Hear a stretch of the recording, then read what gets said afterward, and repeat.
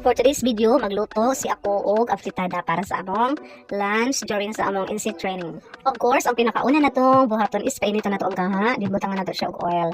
Painiton po na to ang oil. Pagkasunod, ibutang na din na to ang atong lamas nga garlic and red bell pepper. Pagkahuman na to og mix, ato na dayon ibutang ang atong karni. Pagkahuman ang butang sa karne, ato gyud dayon isunod pagbutang ang soy sauce or toyo, and then ang atong seasoning nga magic sarap kay nganuman mas lami man gyud siya nga mo-absorb gyud sa kaunod-unuran sa karne kung ato daan siya ibutang while nagpabukal ta, nagpahumok ta sa karne.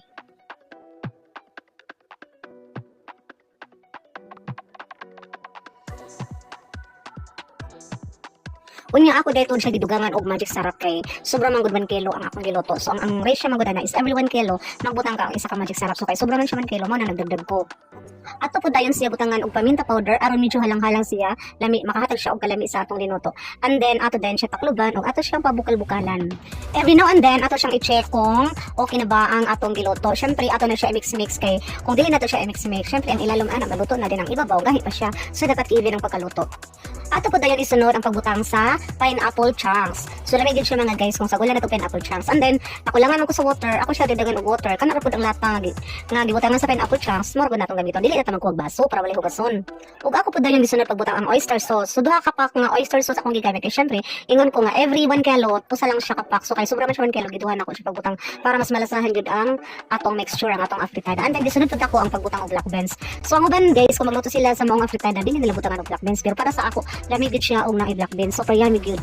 So ato dayon isunod ang pagbutang og liver spread. So ang liver spread isa po ni siya nga ingredients ang makahatag og lami sa atong mixture. So ingon ko ganiha nga ang kapanan ng mga ingredients ato yung dagid dayon na siya isagol-sagol para ma-absorb gyud siya sa karne. Ang pinakaulahi lang nato ibutang is ang atong tomato sauce.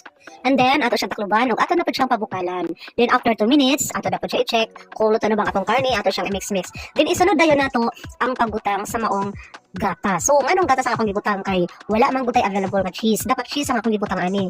So naghatag nangita na lang taong paraan na makabutang taong mga somewhat like mga dairy. So wala ko nauna-unaan kung dili gatas na lang. Pwede pa siya mga evap or condensed milk. So naara sa imo. So taklugan na po nato siya. So ato na po siya pabukalan mga 2 to 3 minutes. Then i-check na po nato after. So at this time ako na ni siya gi-check na nako ni siya. Kikaro-karo nato, gi-mix nato din ako siya gitilawan. Pero wala lang ako gipakita pag tilano ko gitilapan akong luwag char dito. So after di siya tilawan kung tama ba sa atong pangtimpla. So para sa ako dili ko mahilig og parap. So tama lang jud ang ako. Dito ko na nagparap kay mahadlok ko sa mga UTI no. So nara sa inyo kung unsa ang inyong panglasa. Pwede niyo dagdagan og asin. Pero kung naay black beans, maingat kayo sa pagbutang og kanang asin. Ayaw dayon ninyo butang asin. Inyo lang sa gyud tilawan kay naa magud siya black beans. Ang black beans riya is para. So kailangan jud tilawan nimo bago ka magdagdag og asin.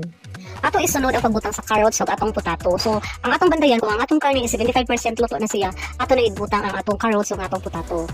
Gusto ko mo mangutana kung giunsa nako tong compute ang 75% luto. Syempre ni gamit kong calcio. So ako siyang i-compute sa calculator. So nakita na ko nga 75% lang yung pagkaluto. So ako na lang gibutang ang carrots ug potato. Charot. Medyo nakulangan ko sa water. So ako siya gidagdagan ng water gamit ang lata nato sa tuong pineapple chunks. Ato na po siyang takluban ug pabukalan na po nato siya sulod sa 2 to 3 minutes and then check again. Medyo luspad ang akong pananaw sa akong giluto. So ako siya gidugangan og toyo. So ang role gyud diha sa toyo is para mahatagan mo color ang imong giluto. Pero kung mingon ka nga kulang og kaparat, ayaw butang siya toyo asin ang imong butang.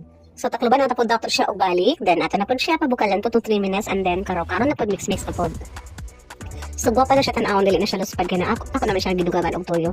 So ato siyang karo-karawon no para even ang inyong pagkaluto. So pagkahuman ani ato na pud dayon isagol ang atong tomato sauce. Lami na kayo siya tan-awon mga guys no. Lami na gid as in lami na gid ang color. Lami sa color lang daan niya, lami na gid siya tan-awon og lami gid ang lasa ani. Promise. I-try ninyo mga guys sa pagluto sa inyong mga balay. Bali ginagmay lang. Nag-prepare tuod ko og 2 ka kutsara nga cornstarch. Akong gi-mix sa tubig nga 1/2 cup. Ako siya gisagwal mo ni ang pinakalas na buhaton.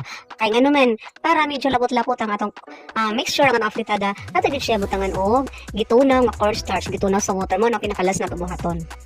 Lami lagi siya kayo mga guys. So we're done. Then ang atong afritada. So yummy, lami lagi siya kauno mga guys. As in, bisan pagbahaw ang imong kanon nga rice. Lami gid siya isabaw-sabaw ug murag lami jud higupon ng sabaw.